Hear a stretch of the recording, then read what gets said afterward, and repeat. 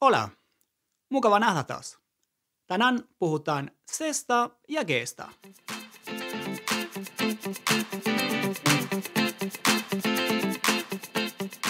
C ja G-kirjaimet.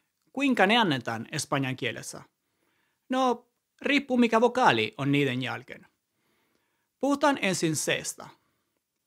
Jos C:n jälkeen on A, O, U, annetaan näin. Ka, ko, ku. Esimerkiksi casa, casa, color, color, cuatro, cuatro. Jos C:n jälkeen on E tai I, annetaan näin. C, ci. Esimerkiksi cero, cero, cien, cien.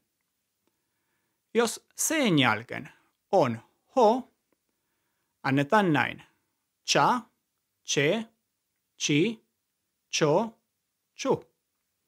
Esimerkiksi chaleco, chaleco, cheque, cheque, chiste, chiste, chocolate, chocolate, churro, churro.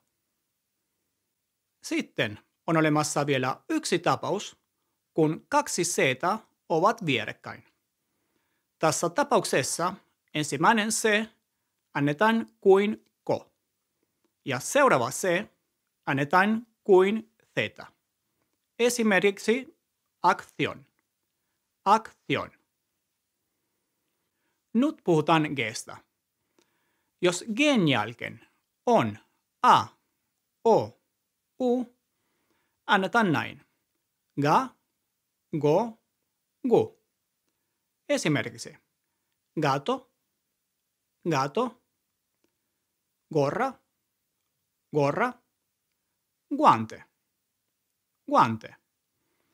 Jos U jälkeen on E tai I, eli gue tai gui, tässä tapauksessa U-kirjainta ei anneta.